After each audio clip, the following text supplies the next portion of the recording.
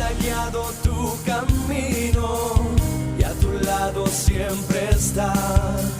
Sus promesas cumplirá y a su tiempo lo verás. Eres parte del pueblo de Dios, Él te levantará, te restaurará y tu victoria llegará.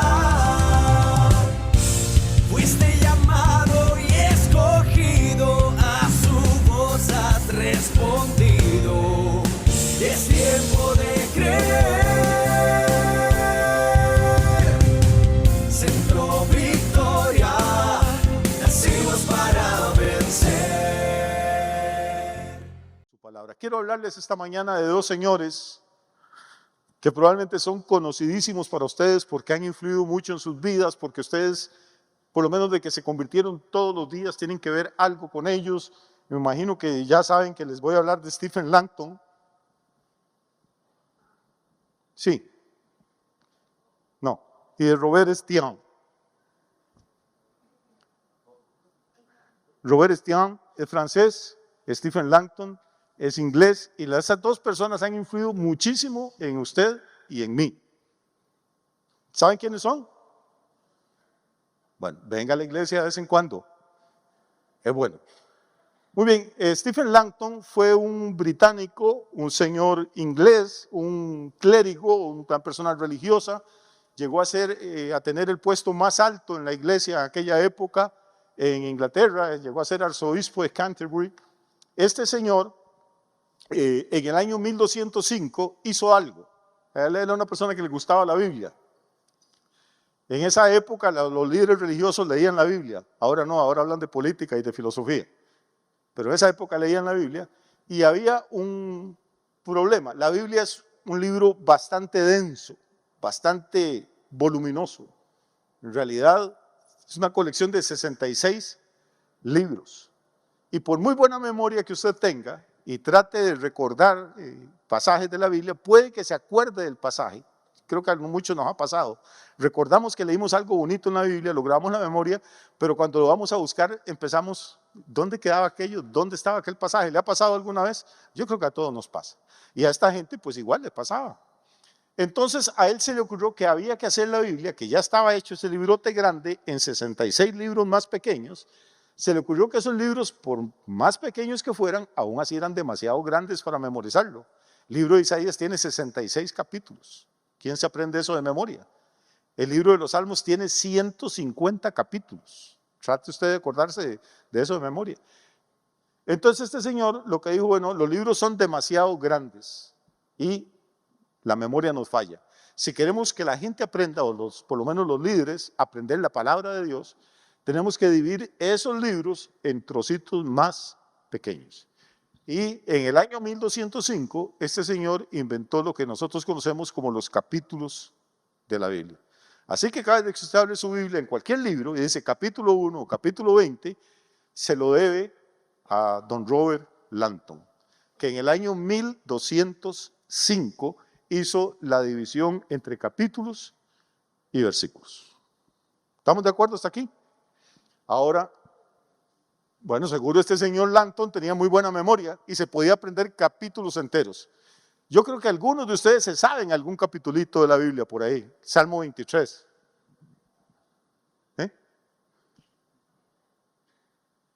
Pero no son muchos los capítulos que nos sabemos de memoria porque tenemos tantas cosas a veces en la cabeza que nos cuesta retener algunas.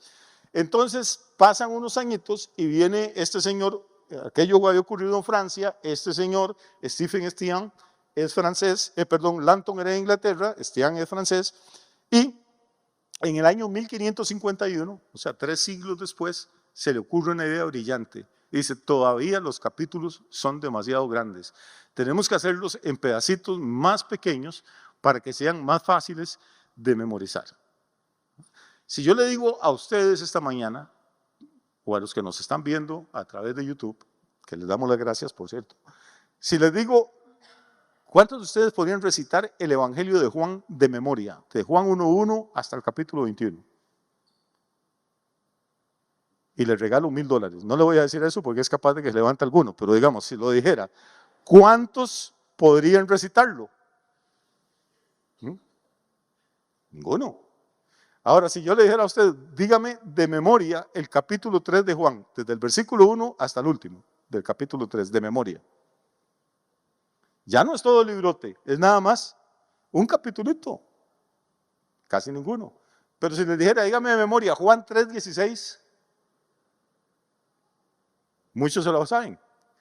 ¿Qué es lo que han hecho estos señores entonces a través de los siglos? Pues es una técnica, eso se llama, es un truco mnemotécnico, es una técnica para ayudar a la memoria. ¿Cómo dividir la Biblia en pedacitos cada vez pequeños para que a la memoria nuestra le sea más fácil retenerlos? Entonces, 1205, Robert Langdon en Inglaterra divide los libros de la Biblia en capítulos. 1500 más bien, Stephen Estienne en Francia divide los capítulos ahora en pedacitos más pequeños que son los versículos. Eso es en 1551.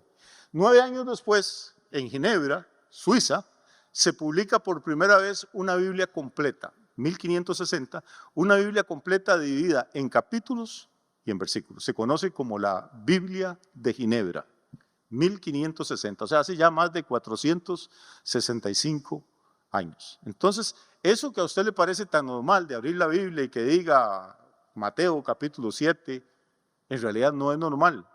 Durante siglos, hombres de Dios se han roto la cabeza, han pensado, han estudiado para ver cómo hacen y nos ayudan a nosotros, no solo para que leamos la Biblia, sino para que podamos recordar qué es lo que Dios nos está diciendo a través de ella.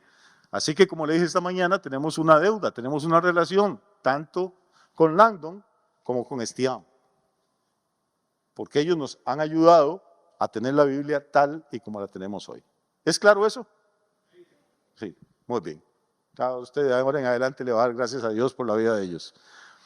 Pero esto nos lleva a un problema. ¿Cuál es el problema? Vamos a ir despacio porque yo sé que a algunos tal vez no les va a quedar claro, pero hay que decirlo. El asunto es nuestra fe. Nosotros lo que declaramos, lo que creemos, es que toda la Escritura es inspirada por Dios. La Biblia es la palabra de Dios. Que los santos hombres de Dios, dice la misma Escritura, hablaron siendo inspirados por el Espíritu Santo. ¿Saben? Los escritores originales de la Biblia escribieron, hablaron los profetas, siendo inspirados por el Espíritu Santo.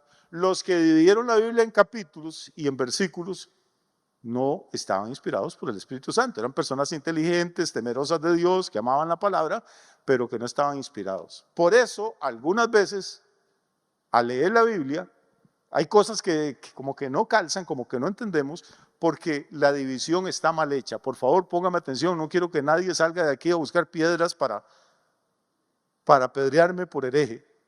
La Biblia toda, desde Génesis 1:1 hasta Apocalipsis 22:21, es inspirada por el Espíritu Santo de Dios. La división de la Biblia en capítulos y en versículos no la hizo Isaías. Isaías no dijo, no le dictaba a su secretario que se llamaba Baruch, Baruch, poné ahora capítulo 4, versículo 7. No, él iba dándole lo que Dios, el Espíritu, le daba a él. Baruch simplemente escribía. Y 2000 años después, allá en Inglaterra, un señor dijo, no, esto de Isaías es demasiado largo el texto, vamos a partirlo en capítulos. Y 300 y pico de años después, otro señor, Estienne en Francia, dijo, no, pues los capítulos todavía me quedan grandes a mí, seguro Langdon tenía muy buena memoria, yo no, yo los voy a partir en versiculitos. Así es como llegó la Biblia a nosotros. No es que el contenido se altera, el contenido se mantiene, lo que cambia es la división, y la división puede cambiar muchas cosas. Ahorita voy a predicar, nada más que esta es introducción, yo creo que es importante.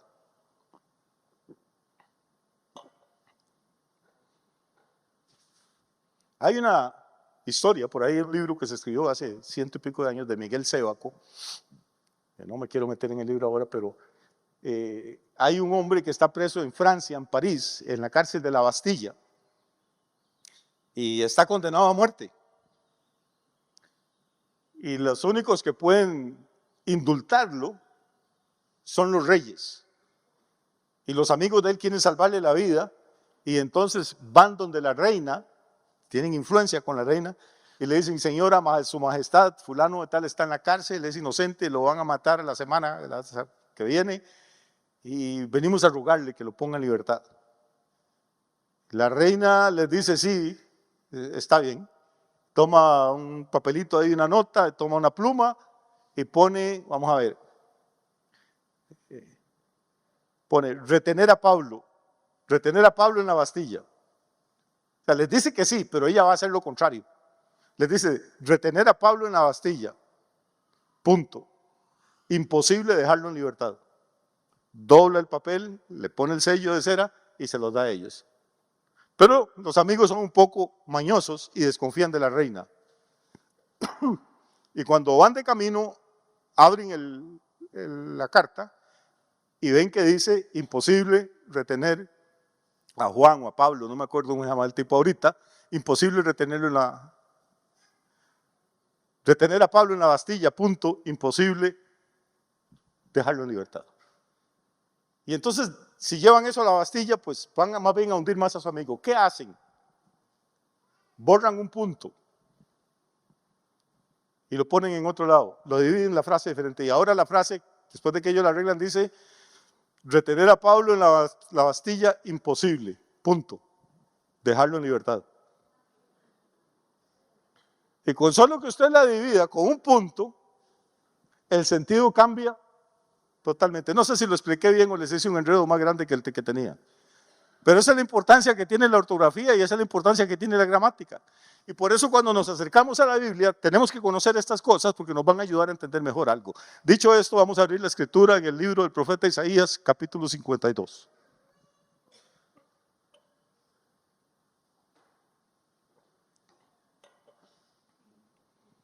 A los que les interesa, el libro se llama El Hijo de Nostradamus.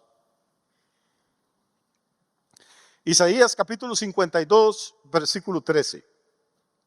Me avisan por favor cuando lo encuentren. Dice, he aquí que mi siervo será prosperado, será engrandecido y exaltado, y será puesto muy en alto. Como se asombraron de ti muchos, de tal manera fue desfigurado de los hombres su parecer, y su hermosura más que la de los hijos de los hombres. Así asombrará él a muchas naciones. Los reyes cerrarán ante él la boca, porque verán lo que nunca les fue contado y entenderán lo que jamás habían oído. Y ahí nuestro amigo Langton terminó el capítulo 52 y arrancó con el 53. Pero si usted le quita ahí encimita donde dice capítulo 53 y sigue leyendo, se dará cuenta que está mal dividido, que la historia sigue. Capítulo 52, al final, empieza a hablar de un siervo. El Señor dice, vamos a ir despacio a ver qué es lo que dice. Versículo 13. He aquí mi siervo será prosperado, será engrandecido. ¿Y qué más? Entonces el Señor está hablando de un siervo de Jehová que va a ser, ¿qué? ¿Perdón? le van a pasar tres cosas. Va a ser prosperado, va a ser engrandecido y va a ser puesto muy en alto. ¿Cuántos quieren eso? ¿Verdad que sí? ¿A quién no le gustaría ser prosperado, ser engrandecido y que Dios lo ponga en alto? Entonces, este es el siervo de Jehová. Verso 14. Dice que de él se asombraron muchos, ahora cambia. Dice, de tal manera fue desfigurado de los hombres su parecer y su hermosura más que la de los hijos de los hombres. Entonces, este siervo que iba a ser prosperado, exaltado y engrandecido, de pronto la gente se queda viéndolo y se asombra. ¿Por qué? Porque su parecer fue desfigurado, porque su hermosura fue desfigurada. Verso 15. Pero también dice, él va a asombrar a muchas naciones. Los reyes van a cerrar ante él la boca porque verán lo que nunca les fue contado y entenderán lo que jamás habían oído. Está enredadito, ¿verdad que sí? Seamos honestos. ¿Cómo es que va a ser exaltado y engrandecido y prosperado y después va a estar tan feo que nadie lo va a querer y de pronto los reyes se van a abrir ante la boca? Es complejo. Y el hombre termina ahí, Landon, ahí él entendió bien, pero yo no entiendo. Y partió el capítulo. Pero si usted sigue leyendo, se va a dar cuenta que el capítulo 53 continúa con esta historia y ahora lo vamos a entender mejor. Muy bien, ahora vamos a ver. ¿Quién dice el profeta, quién ha creído a nuestro anuncio? ¿Y sobre quién se ha manifestado el brazo de Jehová? Vamos a leerlo primero y luego tratamos de explicar. Subirá cual renuevo delante de él y como raíz de tierra seca. Todavía no entendemos ni papa. ¿O usted sí? Yo todavía estoy, que está bien enredadito el texto. Subirá cual renuevo delante de él y como raíz de tierra seca. No hay parecer en él ni hermosura. Le veremos, mas sin atractivo para que le deseemos. ¿De quién está hablando Isaías 53? Del siervo de Jehová que habíamos empezado a hablar en el capítulo 52. Le veremos, mas sin atractivo para que le deseemos. Despreciado y desechado entre los hombres, varón de dolores, experimentado en quebranto, y como que escondimos de él el rostro, fue menospreciado y no lo estimamos. Y ya ahora empezamos como a acomodar algunas piezas en el cerebro nosotros. Verso 4 dice, ciertamente llevó él nuestras enfermedades y sufrió nuestros dolores. Y nosotros le tuvimos por azotado, por herido de Dios y abatido. Entonces este es un siervo que en algún momento va a ser exaltado, va a ser prosperado, va a hacer que los reyes cierren la boca de admiración cuando lo vean, pero antes de eso lo vamos a ver feo, sin atractivo, para que lo deseemos. Va a ser herido, va a ser desechado, le va a pasar un montón de cosas. Esto se conoce, en la gente que estudia la Biblia, en serio, esto se conoce como el cántico del siervo sufriente. O la canción del siervo sufriente. Porque Isaías sigue ahí en el versículo 5. Dice, mas el herido fue por nuestras rebeliones, molido por nuestros pecados. El castigo de nuestra paz fue sobre él, y por su llaga fuimos nosotros curados.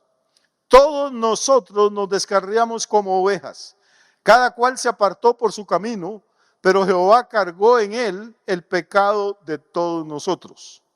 Angustiado él y afligido, no abrió su boca. Como cordero fue llevado al matadero, y como oveja delante de sus trasquiladores, enmudeció y no abrió su boca. Por cárcel y por juicio fue quitado. Y su generación, ¿quién la contará? Porque fue cortado de la tierra de los vivientes, y por la rebelión de mi pueblo fue herido. Y se dispuso con los impíos su sepultura, mas con los ricos fue en su muerte, aunque nunca hizo maldad, ni hubo engaño en su boca. Con todo eso, Jehová quiso quebrantarlo, sujetándolo a padecimiento. Cuando haya puesto su vida en expiación por el pecado, verá linaje, vivirá por largos días, y la voluntad de Jehová será en su mano prosperada. Verá el fruto de la aflicción de su alma y quedará satisfecho. Por su conocimiento justificará mi siervo justo a muchos, y llevará las iniquidades de ellos. Por tanto, yo le daré parte con los grandes, y con los fuertes repartirá despojos. Por cuanto derramó su vida hasta la muerte, y fue contado con los pecadores, habiendo él llevado el pecado de muchos y orado por los transgresores. Ahora ya tienen una idea de quién está hablando. Si volviéramos a Isaías 52, versículos 13, 14 y 15, y nos habla del siervo que va a ser prosperado y exaltado y puesto muy en alto y que los reyes van a ser, no tenemos idea, a menos que leamos el capítulo 53. ¿Sí me estoy explicando? El 53 es el contexto, es la continuación del capítulo 52, es la que nos permite tener una noción de quién estaba hablando Isaías. Y tome en consideración una cosa, Isaías escribe este texto unos 640 años antes de que Jesús nazca. 640 años se dice muy fácil, pero es mucho tiempo. Hace 640 años los europeos no habían llegado a América. Hace 640 años, desde Canadá hasta la Patagonia en Argentina, esto eran selvas y montañas y pumas y tigres indígenas. No, 640 años pasan cosas. Y ahora hay rascacielos, autopistas, centros comerciales, internet. Imagínense cuánto puede haber pasado entre Isaías y el cumplimiento de esta profecía. Porque cuando leemos el capítulo 53, empezamos a entender una cosa. Por muy poco que usted conozca de la Biblia, Por muy poco que haya ido a una iglesia, con solo leer el capítulo 53, usted empieza a sospechar que está hablando de Jesús. 640 años antes de que el Señor naciera. Y la única forma de que eso ocurra es que los hombres que dicen, que predican y que escriben estas cosas, estén siendo inspirados por el mismo Dios, por el Espíritu Santo. Un Dios que conoce el futuro, un Dios que controla la historia. Nosotros, yo no sé si mañana le van a devolver los rehenes, no sé si el otro año va a haber una guerra atómica, no sé si Cristo viene la próxima semana, yo no conozco el futuro. Y hay gente que vive angustiada, pues ¿qué va a pasar conmigo? ¿Qué va a pasar con mis hijos? ¿Qué va a pasar con el mundo? Tranquilo, man. Nosotros no conocemos el futuro, pero conocemos al que conoce el futuro. Y eso es lo que nos da paz. No es que somos más espirituales que nadie, es que creemos en un Dios que a través de su palabra se ha revelado y dice las cosas que van a hacer antes de que ocurran, para que cuando ocurran podamos creer que Dios es real, que Dios existe, que es sabio y que el mundo no anda como la gente quiere, sino que aún la rebelión y el pecado de las personas tienen un propósito dentro del plan de Dios y que ese plan se va a cumplir tarde o temprano. ¿Estamos de acuerdo hasta aquí? Ese es el propósito de las profecías en la Biblia. Ahora vamos a ir despacio a este capítulo 53, porque note, está en el Antiguo Testamento. Los judíos, hoy en día en el planeta hay unos 10 millones de judíos, los judíos no creen en el Nuevo Testamento. Dicen que Pablo es un apóstata, que es un traidor, porque dejó el judaísmo y se puso a predicar a Cristo. No creen que Cristo es el Mesías.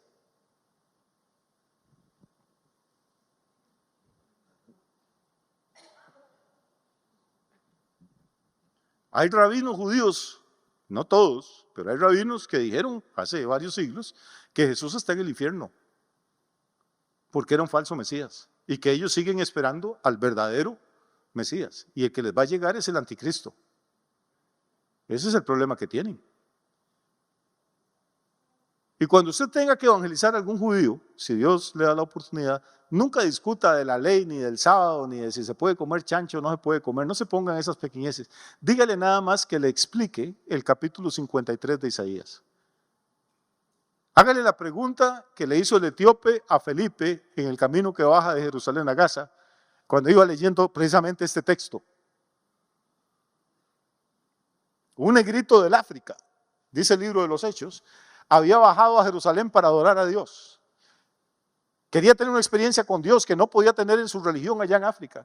Y cuando llegó a Jerusalén y entró al templo, había ritos y ceremonias y oro y mármol, pero no había ninguna vida de Dios y el hombre iba tan seco como cuando llegó. Y para no perder el viaje compró un souvenir, compró un recuerdito. ¿Sabe qué compró? Compró un rollo de la Torá, compró un rollo del Antiguo Testamento. Imagínense cómo puede ser un rollo del Antiguo Testamento, escrito en pergamino, no con computadoras ni con impresoras, aquella cosa a mano, con pluma. Y este hombre era un funcionario importante de la corte de la reina Candace en Etiopía. Y él tenía su coche y su cochero. Y el cochero iba ahí con sus caballos. Y él iba atrás en la carroza, en el coche, leyendo. Probablemente no era muy bueno leyendo o estaba traduciendo. Él está leyendo en hebreo y no era su lengua materna. Y cuando a la gente le cuesta leer, lee en voz alta. Uno tiene que tratar que los hijos de uno nunca aprendan a leer en voz alta. El que lee en voz alta nunca aprende a leer bien. Pero este señor iba leyendo en voz alta. Aquí iba leyendo justamente este pasaje. Y el Espíritu Santo agarra a Felipe, un evangelista que estaba predicando en Samaria y que Dios lo estaba usando con milagros, y le dice: Felipe, deje la campaña, deje esta gente, y se va para el camino que baja de Jerusalén a Gaza. Y todavía Dios le dice que es desierto. O sea, ahí no hay nadie. Imagínense lo que es estar uno predicando una campaña donde hay endemoniados liberados, enfermos sanados, milagros de todo tipo, la gente arrepintiéndose y convirtiéndose. Hasta brujos se convirtieron ahí. Y de pronto Dios le dice: vaya, porque hay un negrito que viene solo ahí, necesito que usted me lo explique. Hermano, para Dios nadie es poca cosa. No sé si me estoy explicando. A veces en las iglesias hoy en día nos fijamos en las muchedumbres. ¡Ay, hay 20,000, hay 30,000! Pero pueden haber 1000 en el templo, pero a veces esa gente está sola, está deprimida, está enferma, no tiene que ir a almorzar a la casa y nadie se da cuenta. A Dios no le interesan las masas, se preocupa por personas, por individuos. Para Dios, cada uno de nosotros es importante, el negro, el chino, el blanco, el rico, el pobre, el sabio y el ignorante. Y Felipe obedece al Espíritu y deja a toda esa gente. Imagínense las ofrendas que se podían recoger, hermano. Y se va y vea lo que son las chiripas de Dios. Cuando Felipe llega al camino, viene bajando el coche con los caballos y oye a alguien que va dentro del coche leyendo en voz alta al profeta Isaías. Felipe no sabe a qué lo llevan. Dios no le habló nada. Nada más le dijo, vaya y haga caso. Dios nunca le va a explicar a usted el plan completo. Nunca le va a explicar toda su voluntad. Va a ir paso a paso. Si usted obedece el primer paso, Él le revela el segundo. Si obedece ese, le va a dar una revelación más profunda. Pero si no hace caso la primera vez, ¿para qué le va a contar nada? Dios no le dijo a Abraham a dónde iba a ir. Le dijo, sal de tu tierra y de tu parentela y vete a la tierra que yo te mostraré. No le dijo cuál era la tierra, no le mostró un mapa. Dios nos guía paso a paso para probar nuestra obediencia. Felipe obedeció el primer paso y ahora llega, y en el momento que llega, Dios le había dicho, ese camino está desierto. Y la sorpresa es que oye una voz hablando hebreo y leyendo al profeta Isaías, el texto que yo les acabo de leer. Hace 2000 y resto de años un africano venía leyéndolo. Ese es el milagro de la Biblia, hermano. Venía leyéndolo en el camino que viaja desde Jerusalén, ¿hasta dónde? Qué curioso, ¿no?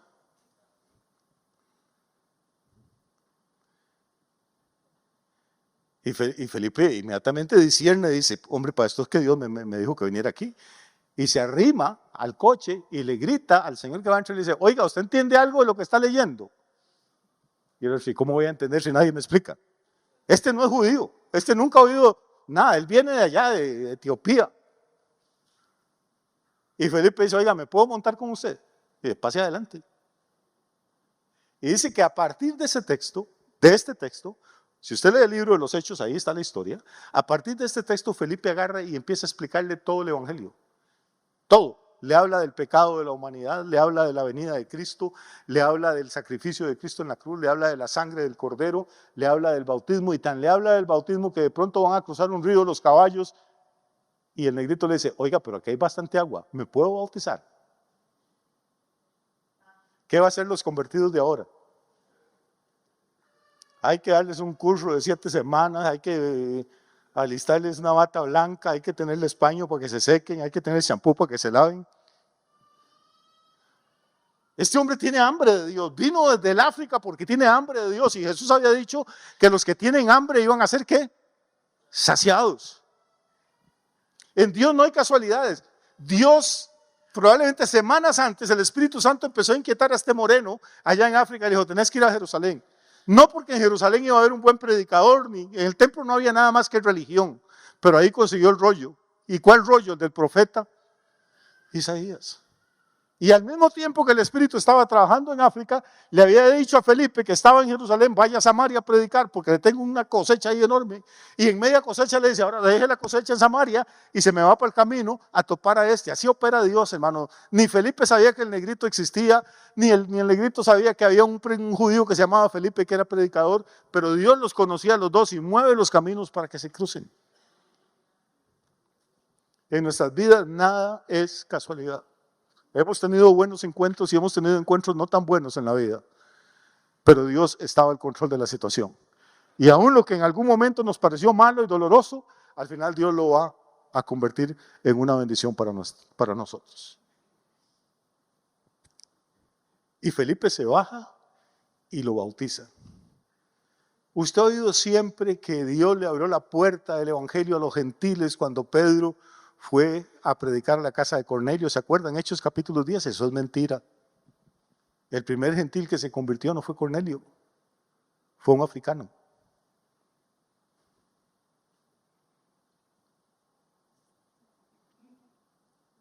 ¿Y qué fue lo que Dios usó y lo que Felipe usó para llevar a este hombre a la convicción de que él necesitaba recibir a Cristo como su Salvador y bautizarse en agua?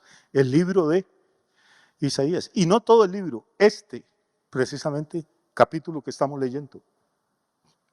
Ahora entiende la importancia que tiene esto. ¿Quiere que lo leamos otra vez ahora desde esta perspectiva? No vamos a ir hoy a más pasajes de la Biblia, vamos a quedarnos aquí.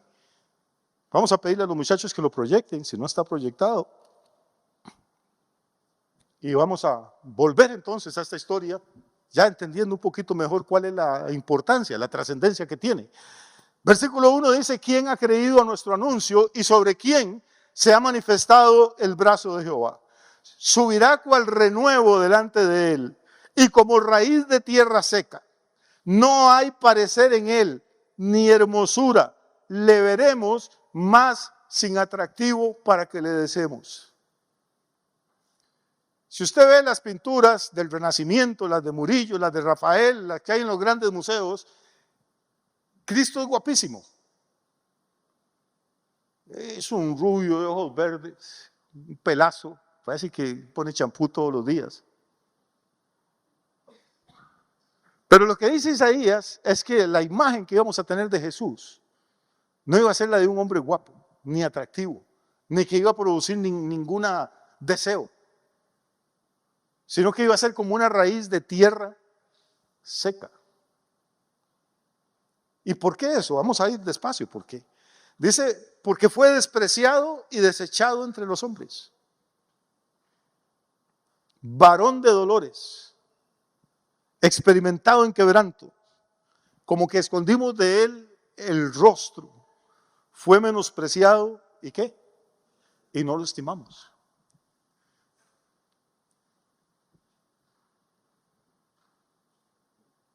Jesús fue menospreciado por la gente de su pueblo. Le dijeron: oiga, ¿por qué usted anda haciendo milagros afuera y aquí no sirve para hacer ninguno? Sus propios hermanos, dice la Biblia, que no creían en él. María, su mamá, llegó a creer que Jesús estaba loco. Eso es lo que dicen los evangelios. Dice, lo fueron a recoger porque María con los hermanos de Jesús, lo fueron a recoger, dicen los evangelios, porque dijeron: está fuera de sí. Fuera de sí es la forma educada de decir que alguien está loco. Ahora dicen está descompensado, pero es lo mismo. Ni sus paisanos, ni sus amigos. Juan lo resume con estas palabras. Juan dice: a lo suyo vino y los suyos no lo recibieron. Uno dice: ¿cómo alguien que le abre los ojos a los ciegos, que resucita muertos, que le da de comer a los hambrientos, que reprende los vientos, que camina sobre el mar? ¿Cómo la gente puede rechazarlo? Y la gente se vuelve loca con cualquier cantante que sale en minifalda, con el conejo malo,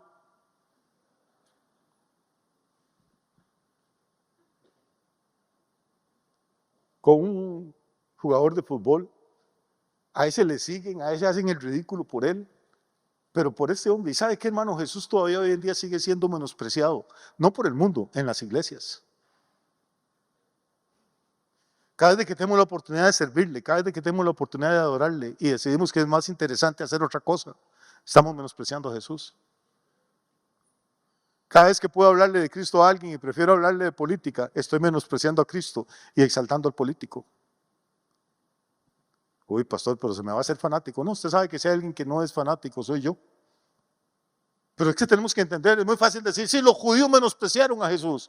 Pero ¿qué hacemos en la iglesia hoy en día? ¿Es Jesús de verdad la razón por la que nos levantamos cada mañana? ¿Es Jesús la última palabra que tenemos cuando dormimos? Cuando me pagan el salario, cuando hago un negocio, ¿es Jesús lo primero que yo pienso? ¿O pienso en comprar el carro nuevo, comprar un lote nuevo, pintar la casa, irme de vacaciones? Ninguna de estas cosas es mala, entiéndame. Ninguna de estas cosas es pecaminosa. No estoy diciendo eso. Lo que estoy diciendo es en qué lugar aparece Jesús en nuestras vidas. Menospreciar es ponerle menos precio. Es considerar que hay otras cosas más importantes, más interesantes, más divertidas, más valiosas que las del Señor. ¿Qué pasaría si todos los millones de gente que se dicen cristianos en el mundo, católicos y evangélicos, de verdad empezáramos a poner a Jesús en primer lugar en nuestras vidas? ¿Qué cambio cree usted que habría en el mundo? ¿Qué cambio cree que habría en el mundo si toda la gente que dice que es cristiana o que decimos que somos cristianos, decidiéramos que vamos a orar, que vamos a ayunar, que vamos a leer la Biblia, que vamos a evangelizar, que vamos a diezmar? Generaríamos un capital capaz de mover este planeta. Pero eso ni por la mente le pasa a las personas. Todos somos cristianos, Dios es bueno, papito es toda. Todos somos salvos, vamos a ir al cielo. Bueno, ojalá que fuera así.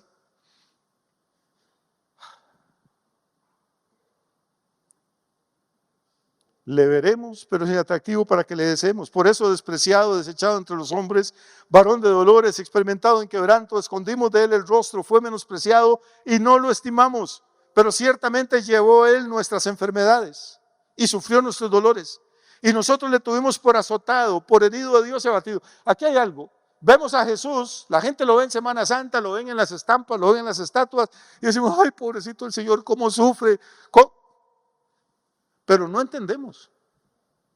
No entendemos, dice, ciertamente, o sea, sin lugar a dudas, de verdad, Él llevó nuestras enfermedades y sufrió nuestros dolores y nosotros le tuvimos por azotado, por herido de Dios y abatido. Tenemos lástima de Jesús, pobrecito lo que le hace. Cada Semana Santa nos acordamos. Pero cuando Jesús iba con la cruz por las calles de Jerusalén y cuando iba saliendo de las murallas hacia el Gólgota, las mujeres de Jerusalén, que no eran discípulas de él, pero que eran mujeres y eran más sensibles, lloraron al verlo como iba desfigurado, como dice Isaías 53, lleno de escupa el rostro, la barba se le habían arrancado, eso es lo que dice, coronado de espinas, deformado por los golpes, la espalda reventada a latigazos con un madero pesadísimo en los hombros, el patíbulum. Y las mujeres viendo aquel cuadro empezaron a llorar y Jesús se vuelve y le dice, señoras, no lloren por mí, lloren por ustedes y por sus hijos, por las cosas que les van a venir. Porque si en el árbol verde hacen estas cosas, ¿qué no irán a hacer con el árbol seco? Hermano, Semana Santa no es para llorar por lo que le hicieron a Jesús, es para entender que lo que le hicieron a Jesús lo padeció por nosotros. Herido fue por nuestras rebeliones, molido por nuestros pecados, no por los de él, porque él no tenía ninguno, sino por los nuestros. Jesús lo dijo claro, no lloren por mí, lloren por ustedes. Porque si no entienden lo que estoy haciendo y si no reciben el sacrificio que les estoy regalando, pues entonces no van a tener ninguna esperanza. Pero él, herido fue por nuestras rebeliones, molido por nuestros pecados.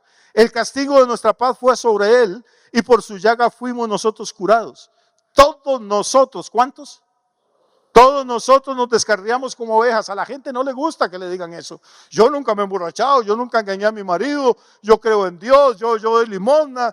No, déjese de cuentos. Lo que Dios dice, no yo, lo que Dios dice es todos nosotros nos descarriamos. Todo significa que no hay excepción. Todos nosotros nos descarriamos como ovejas, cada cual se apartó por su camino, pero Jehová cargó en él el pecado de todos nosotros. Pregúntele a un judío hoy en día, ¿qué entiende de este pasaje? Porque algunos judíos dicen, no, el siervo sufriente es Israel, que ha sufrido mucho. Sí, Israel ha sufrido mucho, pero ha sufrido por sus propios pecados. Jesús sufrió, pero por los pecados de todos nosotros, no por los de él. Israel no puede ser el siervo sufriente, porque aquí dice, Isaías, que era judío, está diciendo todos nosotros nos descarriamos como ovejas, todos los israelitas también, y todos los gentiles. Cada cual se apartó por su propio camino, pero aquí hay un misterio, hermano. En este momento, en este planeta viven, o sea, hay más de 8,000 millones de personas, y sin excepción, todos esos 8,000 nos hemos descarriado. Algunos han cometido unos cuantos pecaditos, otros tenemos una carga que usted no se imagina. Y estos son los que hay ahora. Imagínense desde Adán cuántos miles de millones de seres humanos habrán pasado por acá y sin excepción todos se han descarriado. Y Dios coge toda esa basura encima de todos esos miles de millones de personas y se la tira en la espalda a Jesús. Todos nosotros nos descarriamos como ovejas, cada cual se apartó por su propio camino, pero Dios cargó ¿en quién? En él el pecado de todos nosotros.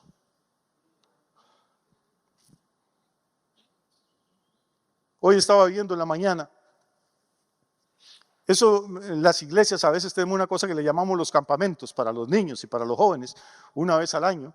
Eso es muy común en Estados Unidos, es muy común en Europa. Las vacaciones de verano, los papás se libran de los chiquillos y los mandan a un campamento, los matriculan, pagan una plata y ahí durante una semana o 2 semanas comen, juegan, hacen deporte y la pasan bien. Pues en Europa tienen la ventaja de que hay tantos países cerca, a la par uno de otro, pues que pueden ir hasta otros países a los campamentos. Hace poquito, esta semana, terminó un campamento de 2 semanas en el País Vasco, en el norte de España, cerca de la frontera con Francia. Y un campamento muy interesante. Eso me enteré hoy en la mañana porque vi las cartas que estaban mandando los chiquillos.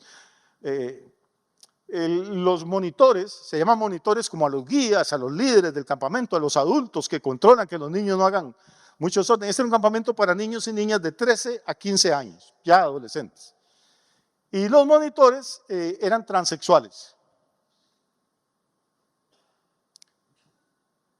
Entonces el campamento era, los monitores y las monitoras andaban desnudos, los niños tenían que bañarse en grupos de 6 con las niñas, 3 niños y 3 niñas, obviamente completamente desnudos. En la pizarra encontraron un dibujo, los chiquillos le tomó una foto y lo mandó a los papás, un dibujo de una señora con las piernas abiertas y abajo decía, aprovéchate. Y todo eso pagado por el gobierno. Niños de 13 a 15 años de edad. Esa es la generación que quieren crear. Esa es la sociedad que quieren producir. Entonces una niña dijo que ella no se sentía cómoda bañándose desnudo con niñas que no conocía y con niños que tampoco conocía. Llegan de diferentes ciudades al campamento. Y entonces le dicen, no, pues tiene que hacerlo porque es parte del training, del entrenamiento del campamento, para que ustedes aprendan a superar esos tabús religiosos que les han metido. Y esto es lo que los gobiernos financian. No hay plata para darle de comer a la gente, usted se está muriendo de cáncer y no tiene dinero, probablemente el gobierno no le dé, pero para toda esta porquería y basura, la plata sobra. Cuando la Biblia dice que Dios cargó en Jesús, si no quiere decir Jesús, diga en el siervo sufriente, todo el pecado de todos nosotros, hermano, está hablando de cosas que ni siquiera nos podemos imaginar todavía. Toda la basura del universo fue puesta sobre él. ¿Y qué le hace esa carga a Jesús encima de su? Versículo 7 dice que le produce angustia. Angustiado él y afligido, no abrió su boca. Como cordero fue llevado al matadero y como oveja delante de sus trasquiladores enmudeció y no abrió su boca. A Jesús lo llevaron ante Anás para juzgarlo, que era sumo sacerdote, era el suegro en ese momento del sumo sacerdote. Lo llevaron ante Caifás, lo llevaron ante Pilato, lo llevaron ante Herodes y no quiso defenderse ni una sola vez. ¿Y qué dice Isaías? Como cordero delante de sus trasquiladores, enmudeció y no abrió su boca. Por cárcel y por juicio fue quitado. Curiosamente a Jesús, les repito, lo juzgaron 4 veces en una noche. Vea qué prisa tenía. Me recuerda algo que estaba ocurriendo en Costa Rica hace poco. Era una urgencia de hacer juicios. 4 en una noche. Y según la ley judía es ilegal juzgar a alguien después de las 6 de la tarde. Los 4 juicios que le hicieron a Jesús, los 4 eran ilegales. ¿Y por qué esa urgencia? ¿Por qué ese montón de juicios? Porque Isaías, 640 años antes, había dicho por cárcel y por juicio fue quitado. Y después del juicio pasó a la cárcel. Y su generación nadie la contará, porque fue cortado de la tierra de los vivientes. El pueblo de Israel no ha sido cortado de la tierra de los vivientes. El siervo sufriente no puede ser la nación de Israel. Todavía están ahí peleando, están en todas las noticias. Pero Jesús fue cortado de la tierra de los vivientes. Y por la rebelión de mi pueblo, ¿cuál era el pueblo de Isaías? Israel. Entonces por la rebelión de Israel fue herido. ¿Cómo Israel va a ser herido por la rebelión de Israel? El que es herido por la rebelión de Israel es el siervo sufriente. Y el siervo sufriente es Jesús de Nazaret. No hay otra persona a la que se le puedan aplicar todas y cada una de estas profecías. Ahora, si usted entiende esto, lee esto o escucha esto y todavía no quiere creer, eso se respeta. Cada uno es libre de creer lo que quiera o de no creerlo. Pero por lo menos pare a pensar, diga, ¿cómo un hombre que vivió 6 siglos y medio antes de que esto pasara pudo tener un cuadro tan nítido, tan vívido, tan exacto de lo que iba a pasar? A menos que ese hombre estuviera tomado por el espíritu de un Dios que conoce el futuro y que ordena todas las cosas. Y si no le parece suficiente, ya voy a terminar, no se preocupe. Lea el versículo 9. El versículo 9 dice algo muy interesante. Dice que este siervo sufriente va a ser quitado de la tierra de los vivientes, va a ser herido por la rebelión de mi pueblo. Pero ¿qué dice el versículo 9? Dice, y se dispuso con los impíos su sepultura, mas con los ricos fue en su muerte, aunque nunca hizo maldad, ni hubo engaño en su boca. Enséñame una persona en este planeta de la que se pueda decir eso, que nunca hizo maldad, que nunca dijo una mentira. Se acaba de decir que todos nos descarriamos como ovejas. El único que nunca hizo maldad, ni se halló engaño en su boca, es Jesús. Que nunca mintió porque dijo, yo soy la verdad. Ni siquiera dijo, yo digo la verdad, dijo, yo soy la verdad.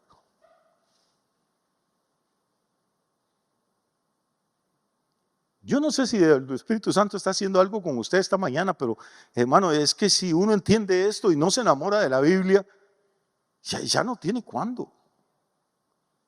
Pero note ese versículo 9 con cuidado. Dice, se dispuso con los impíos su sepultura, mas con los ricos fue en su muerte. ¿Sabe qué ocurre con Jesús? Lo clavan a un madero en medio de dos delincuentes. Uno a la derecha y otro a la izquierda. O sea, y la gente que moría crucificada, pues no la enterraban en un cementerio normal, lo echaban a una zanja, lo que se llama la fosa común. O sea, solo esclavos, asesinos, violadores, criminales, morían crucificados. Y no valía la pena gastar dinero en hacerles una tumba ni en ponerles una lápida. Eso se le echaba en una zanja, ahí cuando se morían los caballos, los burros, todo iba ahí a la fosa común. Y obviamente pues ya hay una zanja ahí abierta cerca de ese lugar donde ejecutan a los criminales. Y en esa zanja hay 3 lugares preparados, 2 para los ladrones y 1 para Jesús. Se dispuso con los impíos su sepultura. Pero extrañamente la frase que sigue, Isaías dice, pero con los ricos fue en su muerte. Resulta que el Señor tiene un discípulo que es medio agazapado, que se llama José de Arimatea, que era un hombre de recursos, influyente, y cuando se da cuenta que Jesús murió, va a donde Pilato. Y dice, ya que le hicieron esta cosa tan terrible, piensa él, a mi maestro, por lo menos que no le hagan la humillación última de tirarlo a la fosa común, con los animales. Y se va donde Pilato y le dice, Pilato, ¿por qué no me da el cadáver de Jesús? Y Pilato dice, porque todavía no se ha muerto, si lo acaban de clavar.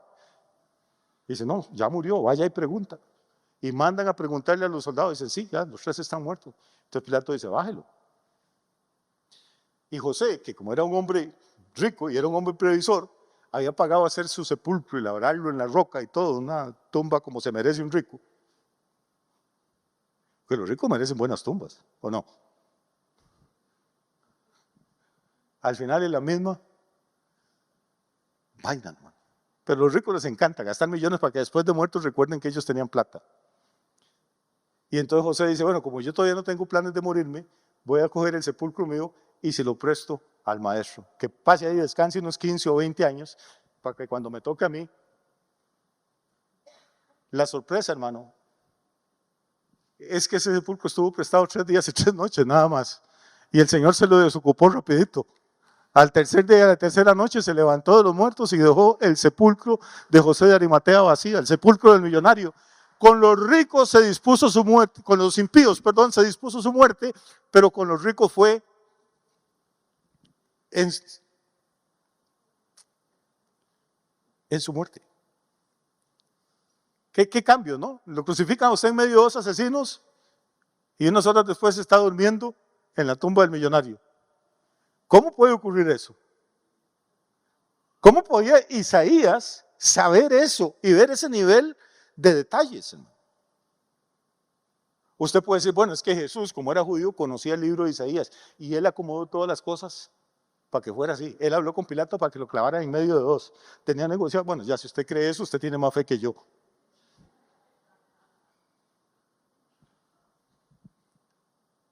Ya no vamos a seguir discutiendo entonces. Con todo eso, verso 10, Jehová quiso quebrantarlo, sujetándolo a padecimiento. Porque ya vamos a entrar a la parte bonita. Si quiere me callo aquí o si quiere terminamos esto, porque esto que sigue es bueno. A pesar de que nunca hizo maldad, a pesar de que no hubo engaño en su boca, Dios quiso sujetarlo a padecimiento. ¿Por qué quiso sujetarlo a padecimiento? Para que pusiera su vida en expiación por muchos. Entonces, dice, cuando Él haya puesto su vida en expiación por el pecado, verá linaje. ¿Qué es linaje? Perdón, linaje son hijos, nietos, bisnietos, tataranietos, descendencia. Aquí hay algo raro, hermano, respire profundo, porque es que hay algo raro. Si usted va leyendo la carrera, no se va a enterar de qué es lo que está pasando. Note lo que Isaías escribe. Dice, cuando este siervo sufriente haya puesto su vida, o sea, cuando se haya muerto, cuando haya puesto su vida en expiación por el pecado, verá descendencia. Esto es completamente raro. Los muertos no ven descendencia. Los muertos no ven descendencia. Para poder engendrar hijos hay que estar vivo. No sé si usted entiende cómo funciona eso, pero otro día le puedo explicar en un estudio aparte.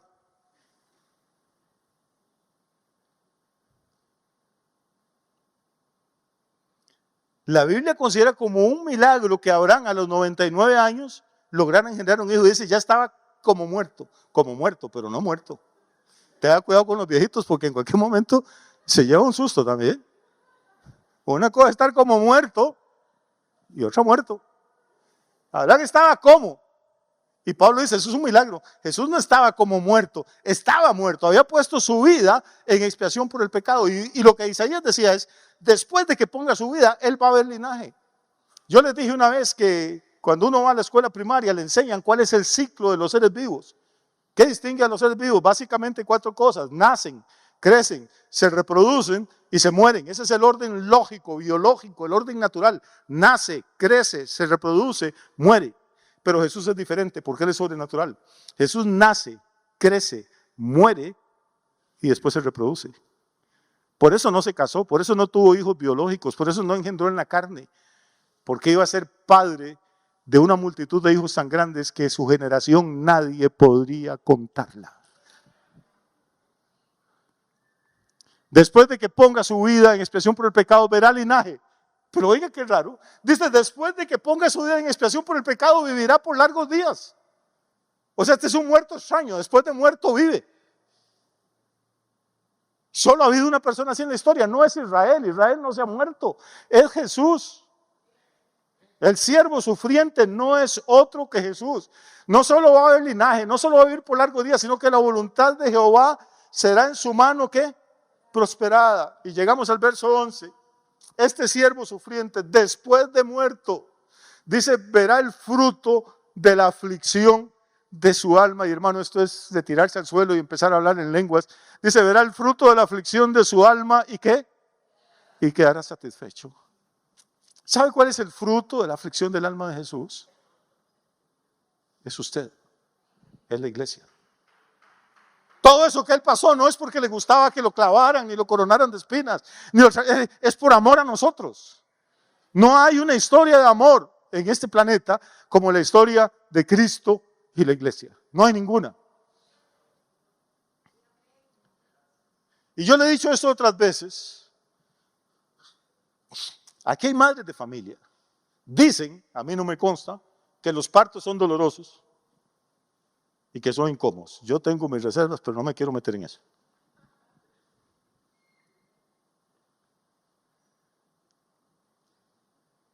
Pero la mujer, desde que queda embarazada, son achaques, se les tira la panza, se le hacen estrías en la piel, los pechos empiezan a crecer y le duelen, después vienen los calambres y los dolores y dormir cuesta al final, el niño empieza a crecer y le presiona la vejiga. El embarazo es una molestia, hermano. No, pastor, es una bendición. Bueno, vaya, embarácese otra vez. Pero en términos generales, para mí es una molestia. Y después, un momento cualquiera, estar tranquila, conversando y silbando, y de pronto, ¡cuá! Los calambres. Y usted corra y camine y va al hospital en carrera y dice, no, hombre, todavía le falta un mes, vaya a caminar. Y después llega el momento del parto. Déjeme decirle que los partos afectan el cuerpo de la mujer. Una mujer que ha dado a luz, el cuerpo, es más, usted no, pero un médico forense ve el esqueleto de una mujer y sabe si ha dado a luz o no ha dado a luz, porque la pelvis queda cambiada. No es fácil, desde Génesis dice que iba a ser el Señor, ¿no? Dijo que iba a ser doloroso y que iba a ser incómodo. Pero cuando aquel niño nace, feo, sin pelo, sin dientes, arrugado, morado, gritón, con las encías peladas. Aquella mujer se enamora y dice, no hay nada, qué cosa más linda parido, tenía que ser hijo mío. Todos los demás le decimos, ay, está precioso, pero es mentira, no crea. Todos los demás, como no nos costó nada, lo vemos como es. Pero usted lo ve maravilloso. ¿Sabe por qué?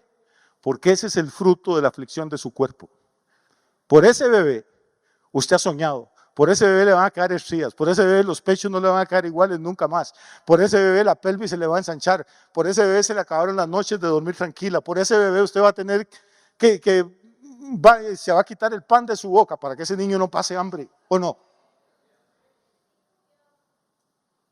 Sí, es aflicción, es dolor, pero Jesús dice, cuando una mujer da a luz un niño, se le olvida el dolor que ha pasado por el gozo de haber traído un hombre al mundo. Eso dice Jesús, por el gozo.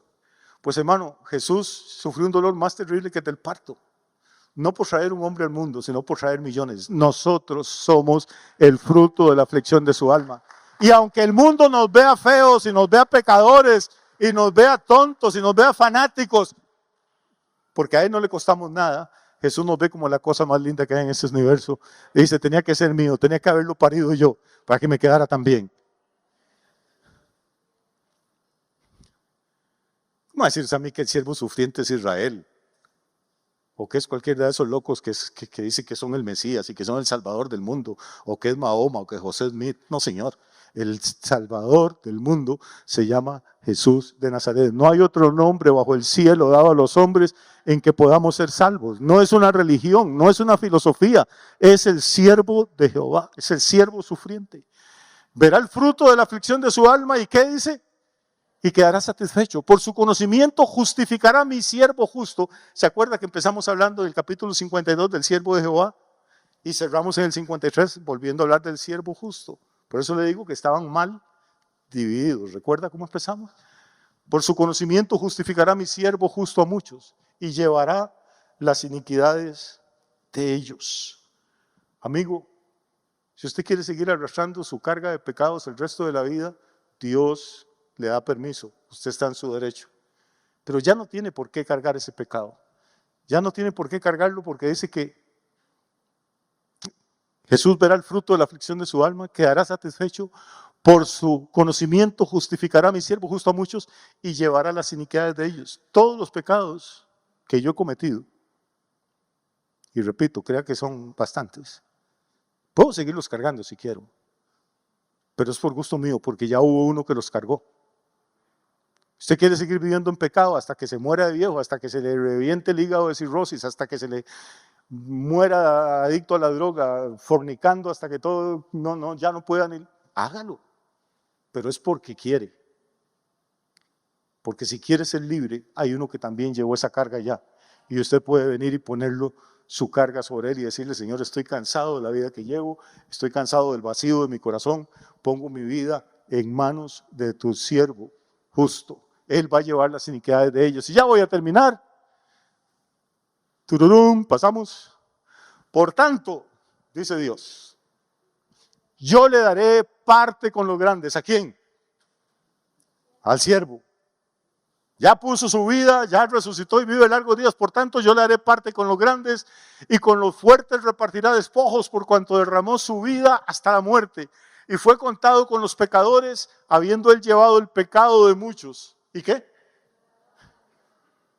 ¿Sabe qué fueron las últimas palabras de Jesús en la cruz? Padre, perdónalos, porque no saben lo que hacen. 640 años el Espíritu Santo le mostró a Isaías, incluso la oración de Jesús en la cruz. Amigos, si Jesús oró para que el Padre perdonara a los que lo estaban azotando, escupiendo, crucificando, ¿no cree que Jesús puede orar para que el Padre lo perdone a usted también? Si Jesús pudo amar a esa gente que lo estaba humillando y despreciando, ¿no cree que si usted invoca su nombre y lo busca, Él puede salvarlo a usted también y darle vida eterna?